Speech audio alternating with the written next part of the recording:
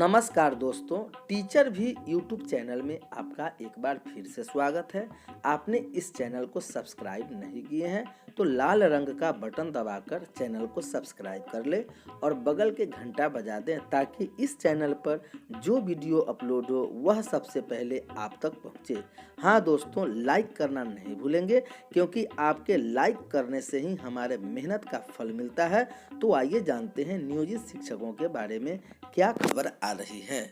शिक्षा विभाग से इधर खुशखबरी मिल रही है, शिक्षकों को प्रोन्नति का भी मौका मिलेगा। प्रारंभिक विद्यालयों में मैट्रिक अप्रशिक्षित शिक्षक के रूप में नियुक्त वैसे शिक्षक जो 26 नवंबर 2019 के तहत निर्धारित शर्तों को पूरा करते हों, उन्हें 5 सितंबर 2019 के प्रभाव से मैट्रिक प्रशिक्षित का वेतनमान मिलेगा। इसके साथ ही कनीय के सापेक्ष स्नातक प्रशिक्षित वेतनमान एवं प्रधानाध्यापक के पद पर प्रोन्नति का भी मौका मिलेगा। जहानाबाद के शिक्षकों की अपील पर पटना उच्च न्यायालय के आदेश के अनुपालन में शिक्षा विभाग के अपर मुख्य सचिव आर.के. महाजन ने जहानाबाद के जिला शिक्षा पदाधिकारी को ऐसे शिक्षकों को प्रधानाध्यापक के पद पर प्रोन्नति के लिए प्रस्ताव तैयार कर आगे की कार्रवाई करने को कहा है। संविदा कर्मियों की नियुक्ति पत्र नहीं दिया तो होगी कार्रवाई। गैर सरकारी संस्थानों में आउटसोर्सिंग या संविदा पर काम करने वालों को हर हाल में नियुक्ति पत्र देना होगा। ऐसा नहीं करने वाले एजेंसी या संस्थान के संचालकों पर कार्रवाई होगी। श्रम संसाधन विभाग ने ऐसे संस्थानों पर नकेल कसने के लिए कार्रवाई शुरू कर दी है।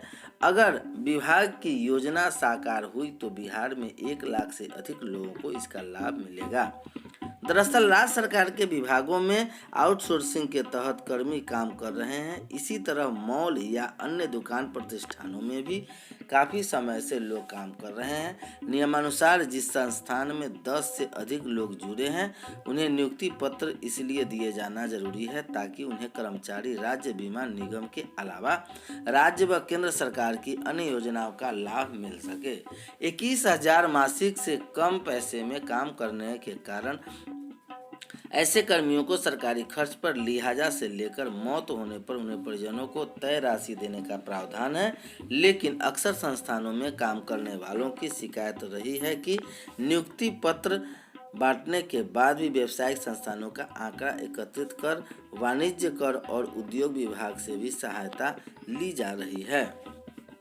सरकारी विभागों पर नज़र। एक आकलन के अनुसार सरकार के विभिन्न विभागों में आउटसोर्सिंग एजेंसी के तहत लगातार 10,000 लोग काम कर रहे हैं। इसमें से बमुश्किल 1/3 लोगों का ही ESIC से जोड़ा गया है। श्रम संसाधन विभाग इस एजेंसी को भी पत्र भेजने की तैयारी कर रही है ताकि कम से कम सरकारी विभागों को संविदा के तहत काम करने वाले इन कर्मियों को ESIC से जोड़ा जा सके। श्रम संसाधन एजेंसी पर नकेल कसने की तैयारी में है। 21,000 से कम वेतन पाने वाले को योजनाओं का लाभ मिलेगा। 10 से अधिक लोगों वाले संस्थान में नियुक्ति पत्र देना जरूरी। 1 लाख से अधिक लोगों को बिहार में मिलेगा लाभ। DLED प्रशिक्षण सत्र के फॉर्म 30 तक भरे जाएंगे। NCTE के मान्यता प्राप्त संसाधनों के साथ बिहार बोर्ड में संबद्धता प्राप्त प्रशिक्षण महाविद्यालय में diploma in elementary education DLED phase 2 phase के प्रशिक्षण सत्र 19-21 का प्रथम वर्ष और सत्र 18-20 के द्वितीय वर्ष की ऑनलाइन परीक्षा के लिए आवेदन पत्र 30 जून तक भरे जाएंगे। अभ्यर्थी 3 जुलाई तक शुल्क जमा कर सकते हैं। आवेदन के बाद डमी प्रवेश पत्र द्वारा जारी किया जाएगा। डमी प्रवेश पत्र 3 से 4 जुलाई तक बोर्ड वेबसाइट पर अपलोड किया जाएगा। इस दौरान डमी प्रवेश पत्र में अगर कोई त्रुटि हो तो इसमें सुधार किया जा सकता है। बोर्ड की माने तो डमी प्रवेश पत्र में सुधार करने का अंतिम मौका दिया जाएगा। 11वीं में प्रवेश को बोर्ड ने जारी की रिजल्ट।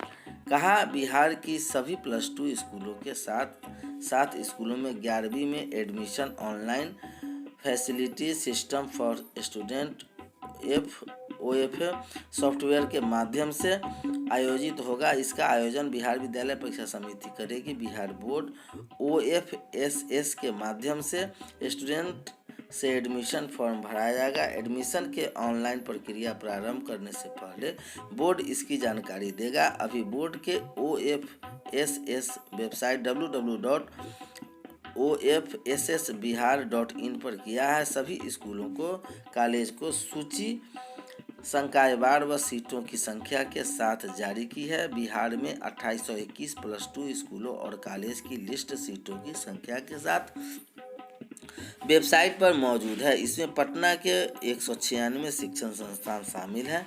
बोर्ड के शिक्षण संस्थानों की जारी की गई सीटों की संख्या व अन्य संबंधी पहलुओं पर आपत्ति दर्ज करने की तिथि भी जारी कर दी है।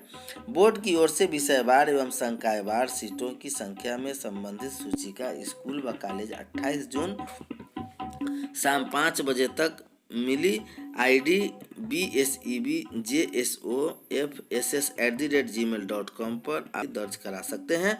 बोर्ड ने कहा कि शिक्षण संस्थानों की सूची के संबंध में यदि कोई आपत्तियां प्राप्त नहीं होती है तो माना जाएगा कि प्रशिक्षण संस्थान को आपत्ति नहीं है। 487 संस्थानों के साक्ष्य पर किया जा रहा विचार। बोर्ड के संयुक्त सचिव ने सभी शिक्षा संस्थानों को पत्र जारी कर कहा कि जिन संस्थानों की सूची OFSS की वेबसाइट पर अपलोड है उसके अतिरिक्त 615 संस्थान ऐसे हैं जिन्हें समिति द्वारा स्वीकृति अवधि प्राप्त होने की स्थिति में साक्ष्य प्रस्तुत करने का मौका दिया गया। 615 संस्थानों में से 487 संस्थानों द्वारा साक्ष्य समिति को प्रस्तुत किया गया। इन 487 संस्थानों द्वारा दिए गए साक्ष्य पर विचार किया जा रहा है। इन संस्थानों के बारे में शीघ्र ही निर्णय समिति के वेबसाइट पर जारी किया जाएगा। अंगीभूत कॉलेजों में एक समान शिक्षण शुल्क के साथ जिले के अंगीभूत इकाई में अब प्रबंधन द्वारा छात्र छात्राओं के मनमाने तरीके से शिक्षण शुल्क या अन्य मद से अधिक राशि नहीं ली जाएगी। वीर कुंवर सिंह विश्वविद्यालय वित्त समिति के एक प्रस्ताव पारित कर सभी कॉलेजों को एक समान शुल्क लेने का निर्देश दी है। हालांकि वित्त-रहित कॉलेजों में इस शुल्क को ले छूट दी गई है। पहले कॉलेजों में प्रबंधन द्वारा प्रतिवर्ष शिक्षण शुल्क मनमाने तरीके से बढ़ा दिया जाता था, लेकिन अब इस पर रोक लगा दी गया है। विश्वविद्यालय के वित्त समिति के प्रस्ताव पारित कर सिंडिकेट में अनुमोदन के लिए भेजा है। सिंडिकेट से अनुमोदन होते ही सभी अंगीभूत कॉलेज को स्नातक खंडों के शिक्षण शुल्क 1300 से 1400 रुपये के बीच करीब तय की गई। इसके अलग के नाम पर कुल राशि अलग अलग ली जा सकती है। अभी कॉलेज में प्रशिक्षु शुल्क 1800 रुपये लिए जाते हैं, जो किसी कॉलेज में 2000 है। वही वित्त रहित कॉलेजों में आर्थिक स्थिति देख शुल्क निर्धारित के लिए कॉलेज प्रबंधन समिति को अधिकृत किया गया है। उन कॉलेजों को विकास शुल्क की राशि अंगीभूत कॉलेजों से अधिक है। स्नातक पार्ट 1 में दाखिला के लिए ऑनलाइन आवेदन प्रक्रिया शुरू हो गई है। शैक्षणिक सत्र 2020-23 में स्नातक खंड के एक प्रवेश में लिए ऑनलाइन आवेदन करने की प्रक्रिया शुरू है। 18 से 30 जून तक ऑनलाइन आवेदन किए जा सकते हैं। ऑनलाइन आवेदन के आधार पर कॉलेज की मेधा सूची विश्वविद्यालय स्तर से तैयार होगी। मेधा सूची के आधार पर ही जुलाई में नामांकन प्रक्रिया शुरू होगी। वही इंटर में नामांकन के लिए अभी अभ्यर्थियों को इंतजार करना होगा। CBSE की 10वीं व परिणाम नहीं आने की प्रतीक्षा की रही है। इसके लिए ऑनलाइन आवेदन स्वीकार किए जा रहे हैं। ऑनलाइन स्वीकार के बाद आने के पश्चात ही इसके लिए ऑनलाइन आवेदन के बाद 10वीं उत्तीर्ण अभ्यर्थी बिहार विद्यालय परीक्षा समिति के वेबसाइट पर OFCC के तहत आवेदन जमा होगा। आवेदन के आलोक में मेधा सूची के आधार पर छात्रों को विभिन्न कॉलेजों व +2 स्कूलों में दाखिला मिलेगा। हालांकि इंटर में नामांकन को ले बोर्ड द्वारा आधिकारिक सूत्री कॉलेजों स्कूलों नहीं दी गई है। 2021 में इंटर परीक्षा में शामिल होने वाले छात्रों को डमी पंजी कार्ड आ रहा है। इसमें त्रुटि के साथ छात्र ऑनलाइन सुधार कर सकते हैं। खंड 3 की नामांकन व परीक्षा फॉर्म भरने की प्रक्रिया एक साथ जारी। वीर कुंवर सिंह विश्वविद्यालय में अंगीभूत व वित्त-रहित कॉलेज में कोरोना संकट काल को देखते हुए स्नातक खंड 3 में नामांकन व परीक्षा फॉर्म भरने की प्रक्रिया एक साथ ही शुरू कर दी गई है। चूंकि बीए पार्ट 2 का परीक्षा